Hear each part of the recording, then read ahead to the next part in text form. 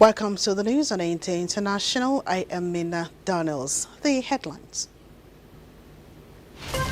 Nigeria plans to suspend visa on arrival program, raises security concerns.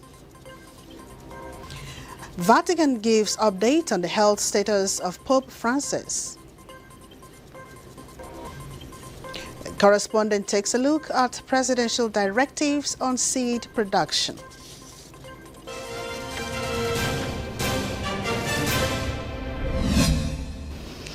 And polls opened in Germany in a crucial general election, and M23 rebels pushed deeper into East Democratic Republic of Congo, just as UN urges Rwandan forces to leave. Details with Charles Alpha.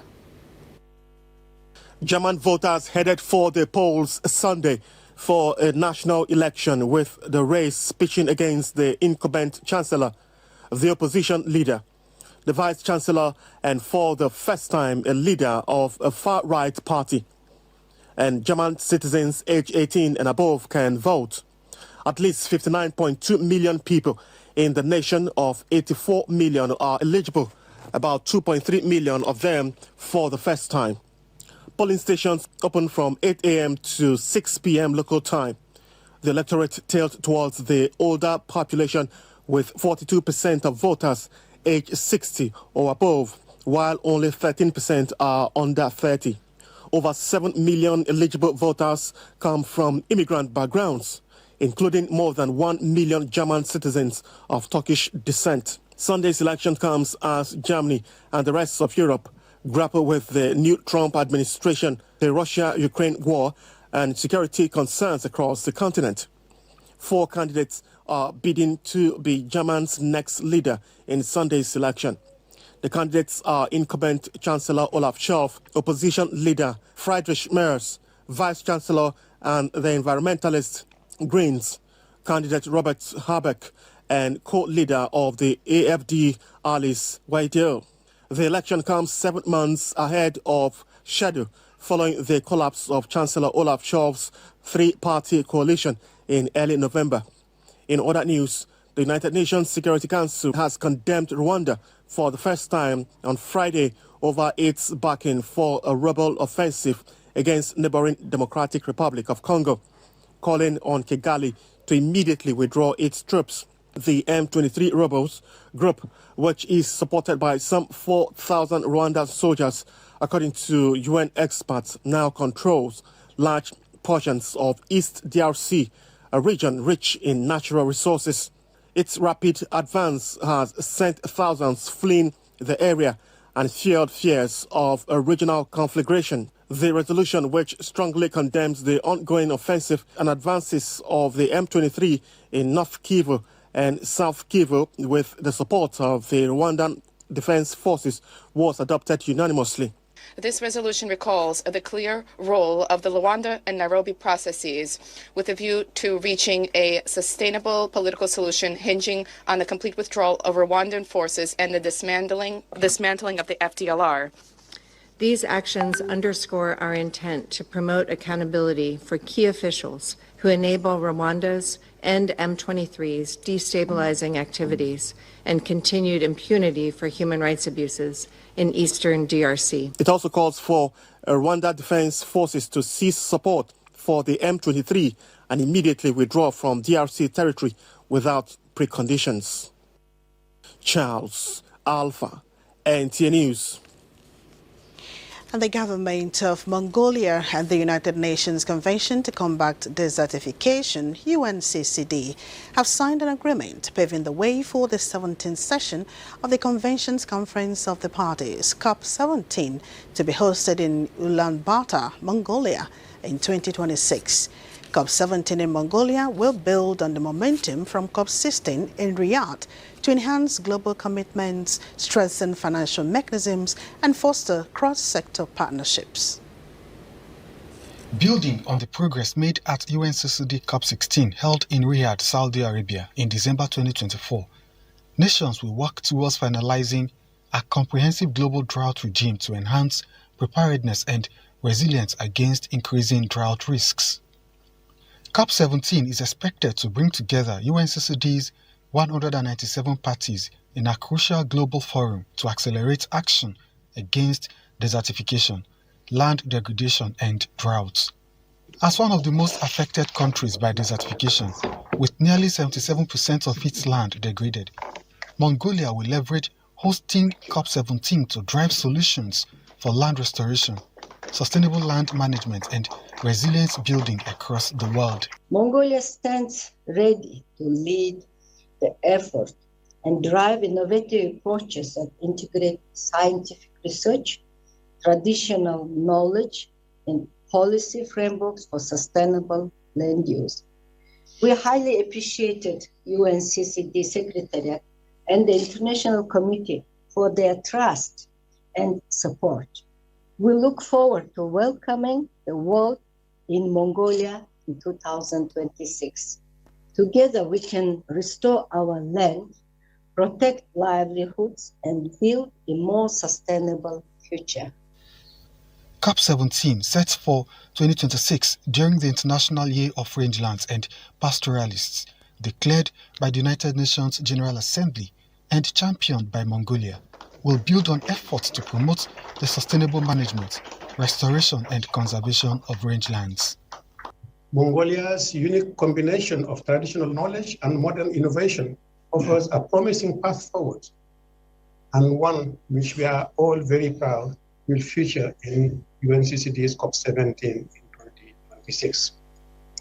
Mongolia is setting an example by creating a model for balancing ecological restoration with economic growth. This is Mongolia's legacy. This journey highlights the potential for turning environmental challenges into opportunities for resilience, innovation, and global leadership. And we at the UNCCD are very proud to be part of this beautiful chapter. The 2-week conference will feature a high-level segment, thematic dialogues and forums, including the Gender Caucus and the first ever Indigenous Peoples Caucus. In addition, Youth Forum and the Business for Land Forum will engage youth and the private sector in sustainable land management solutions. COP17 in Mongolia will serve as a global platform to address climate challenges with a focus on desertification, drought, and renewable energy transition.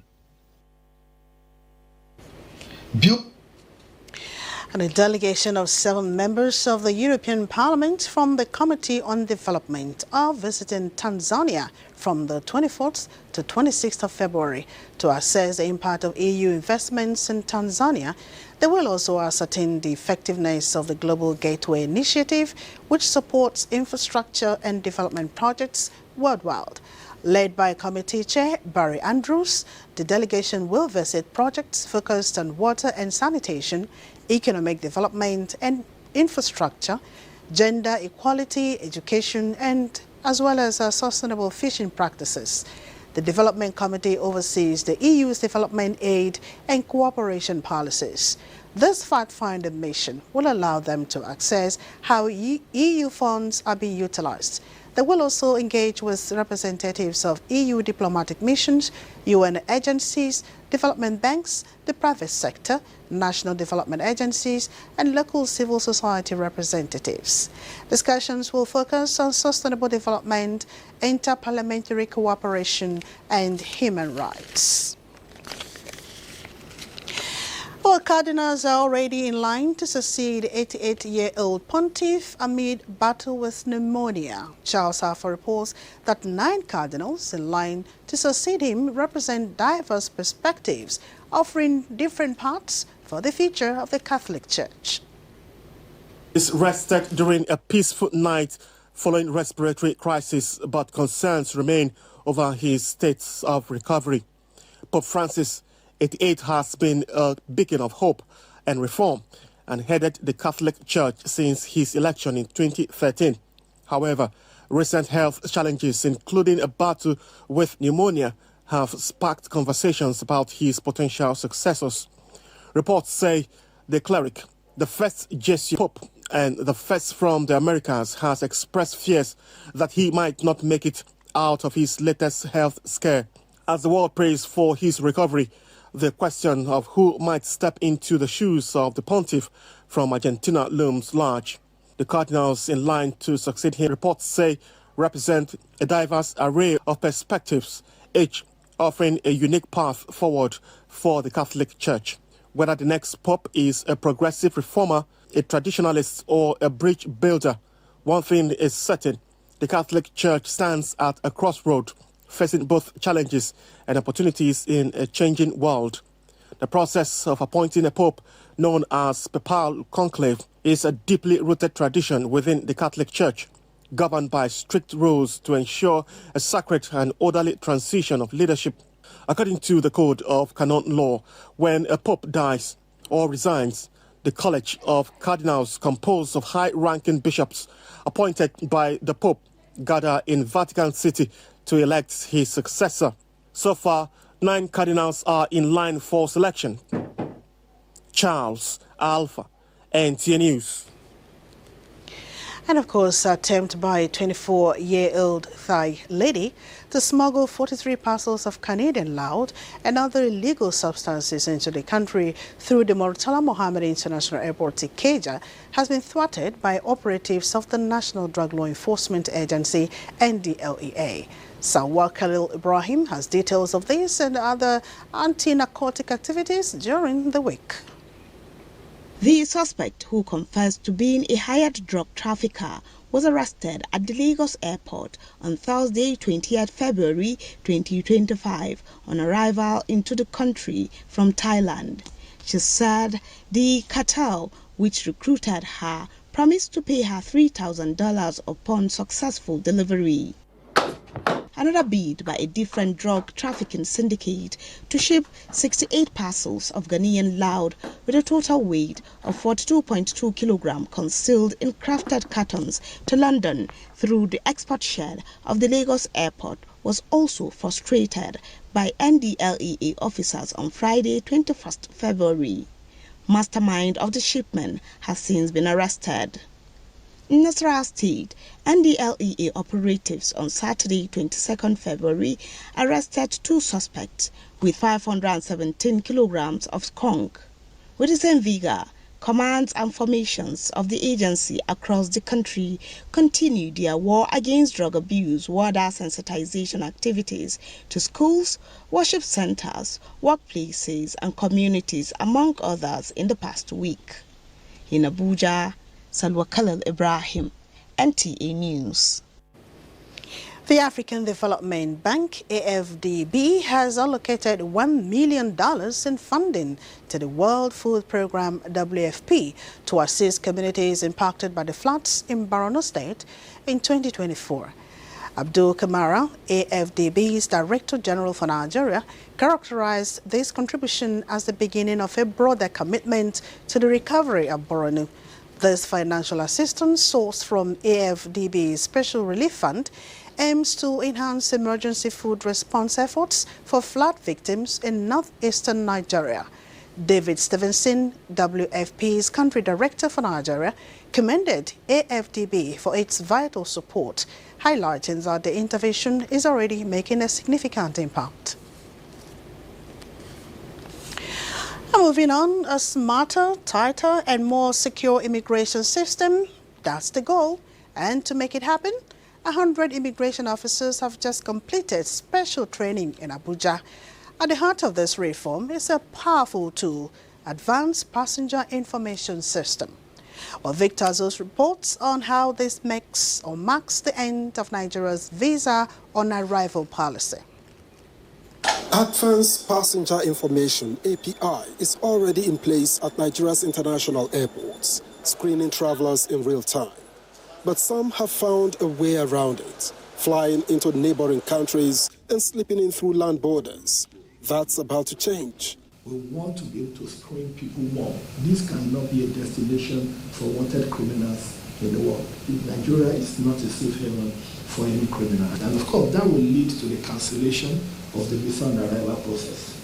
Because the visa on arrival, we understand it's not a system that works.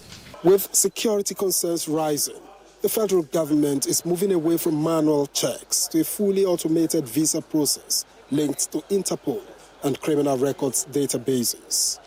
For the Comptroller General of Immigration, this training is about fixing gaps seen since launching its Command and Control Center. The theme of this capacity building program, API PNR data analytics and key procedures, was carefully selected based on the operational gaps we experienced at the Command and Control Center. API, again, is not just a tool for border management. It is a frontline defense mechanism for national security, allowing competent authorities to analyze passenger data in real time, detect potential threats, and facilitate legitimate travels.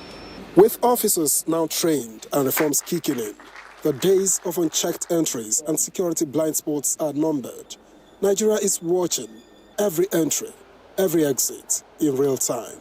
In Abuja, Victor Azu, NTA News. You're watching the news on NTA International. We will take a break now. More stories shortly.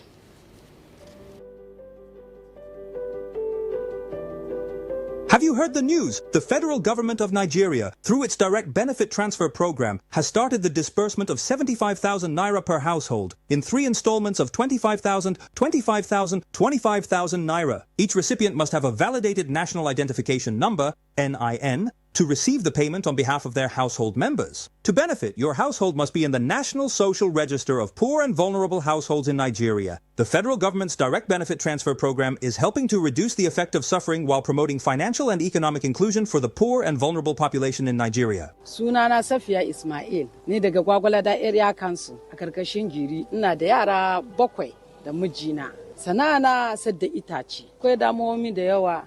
Rashin kudi da musanta zaka ga itace zai kare ba kudi ne zaka siya wani.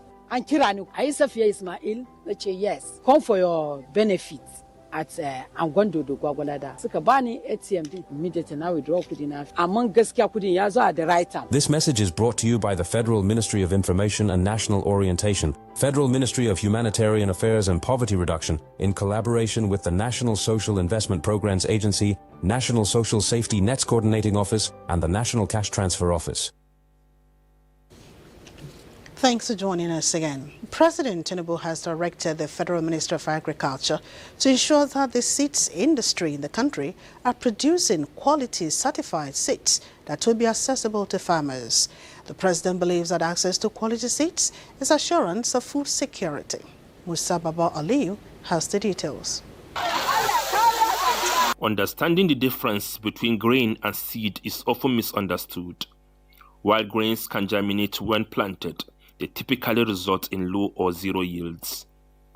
The primary reason for the drop in farmers' output in the country has been the practice of planting grains instead of certified seeds. Nigeria, we are lagging behind. This is the truth. Where people are harvesting 10, 15, 20 tons per hectare, we are still battling with the highest you can say 7 tons. The current administration aims to change this narrative by providing farmers with access to quality seeds and affordable prices. This initiative is being overseen by the National Agricultural Seed Council of Nigeria. The agency, which operates under the Federal Ministry of Agriculture and Food Security, is responsible for regulating seed companies across the country and certifying seeds before they reach farmers. Root and tuber crops, we have made a remarkable progress. Before, we don't have even seed system for cassava. But today we have one of the best seed systems in cassava in the world.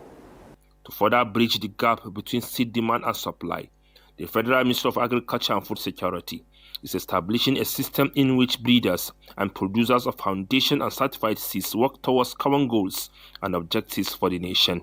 You need to know, for example, what is the demand for maize, for rice, for sorghum, for cowpea, for this and that. From that demand, you will now work backwards, depending on the variety. How many tonnage of seed do you need to be planted for you to be able to produce that? So how would the seed come from? If it's an improved seed, like we have in the various research institutes, it will come from where? The research institute. So you now work backwards again. What is the breeder seed?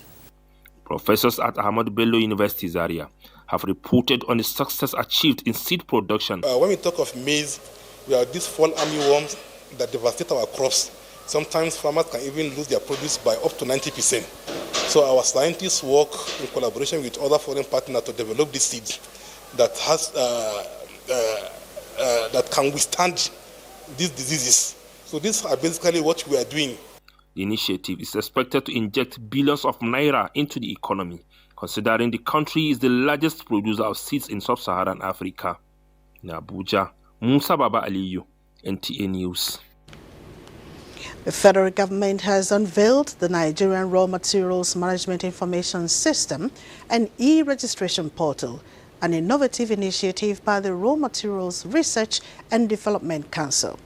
Justin Bemuyi reports that the platform aims to streamline the management of raw materials data and promote Nigeria's industrialization and economic growth. Nigeria is rich in natural resources, yet challenges such as data gaps and poor integration hinder optimal utilization. The lack of accurate, accessible data on raw material reserves, quality and locations has led to inefficiencies, high import dependence, and reduced investor confidence. Now the Nigeria Raw Materials Management Information System and e-registration portal have been launched. It is a national digital repository of real-time, accurate and accessible data on Nigeria's raw materials.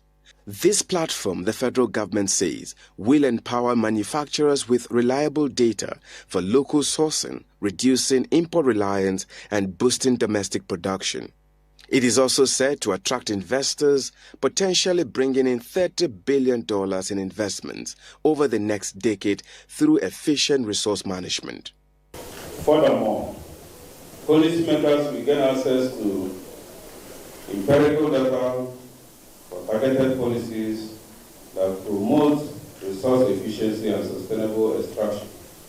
If properly aligned with national industrial policy, this initiative could increase semi-processed mineral exports to $9 billion by 2030. This innovative initiative hopes to strengthen research and development, helping scientists and industrialists explore new product innovations and optimize material use. This groundbreaking initiative marks a pivotal moment in the history of the Raw Materials Research and Development Council. Since its inception in 1987, the Council has tirelessly championed research, policy advocacy, and development initiatives to foster industrial growth through sustainable raw material utilization. However, despite our efforts, the absence of a centralized data management system for raw materials has remained a challenge up till now. The launch of the Nigeria Raw Materials Management Information System and e-registration portal marks a significant step towards transparency, efficiency, and resource-driven industrial growth. The digital tool is now accessible to manufacturers, researchers, policymakers, and investors, providing critical data to drive national industrialization and economic transformation. Justin Bemunyi, NTA News. The House of Representatives urges ministries, departments and agencies of government and other stakeholders to integrate climate change resilience strategies to mitigate impacts of climate change. This was during an interactive session of the House Committee on Climate Change and Security. National Assembly correspondent Asa Mohammed reports. The effect of climate change in Africa, with Nigeria inclusive, is far-reaching through flooding, prolonged droughts and erosion, all of which are threats to lives and ecosystems. The House Committee on Climate Change and Security says tackling climate change requires shared commitment. As the African proverb says, if you want to go far, go together. As a committee, we will champion legislative frameworks, policies, preferring solutions, oversight, and ensuring that all legislators are held accountable in the fight against negative impact of climate change. In another development, the House of Representatives has vowed to reposition pension administration in Nigeria through amendment of the Principal Act to bring relief to retirees and next of kins in assessing pension benefits. Pension Reform Act 2014 should be reviewed and amended to address the loopholes identified according with the 10 years plan, which is due to be immediately reviewed as stipulated by the Act. The Committee on Pension has also constituted an ad hoc committee to harmonize submissions and memoranda from stakeholders at a public hearing in the amendment processes. From the National Assembly, Isa Muhammad, NTA News. The redesigned Benin-Auchi-Lokoja Road, when completed, will help to ease traffic on the popular East-West Road, which is an important economic corridor in the country. The Minister of Works, David Umahi, stated this during the flag-off of the Benin-Ekpoma-Auchi-Lokoja Road in Ekpoma, Edo State. Let's join Jude Abugu for details. With the official flag-off of the redesigned Benin-Auchi-Lokoja Road, the many years of anguish of motorists plying this federal highway from the south and northern parts of the country is about to become a thing of the past. The minister assures motorists that the road, when completed, will have a lifespan of over 50 years. The second section is Bua, and that is 20 kilometers by 2. Only the Bua section is, dualized, because there's no way we would have done one carriageway. The other one would be a flood, of its own. So that's why we're taking that. And then the third one is CC, which is 54 kilometers. But the good story here is that we have decided to expand the route. We are now making each carriageway to be 3 lanes instead of 2. The Edo State Governor, Monday Okpolo, and his Kogi State's counterparts, represented by his deputy, expressed gratitude to the president. I want to say thank you to Mr. President. I want to say thank you to our father.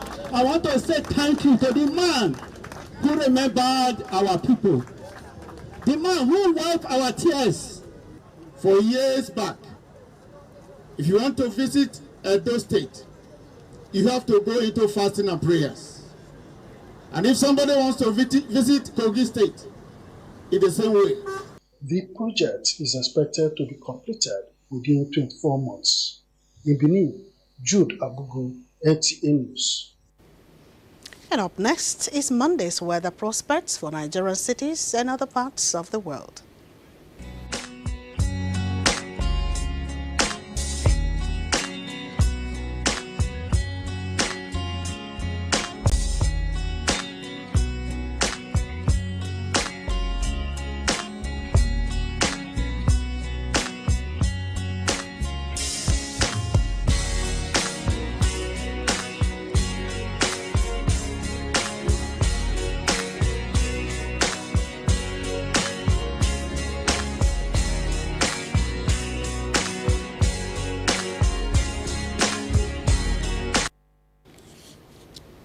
And that's the news on NTA International. Thanks for your company. I am Minna Daniels.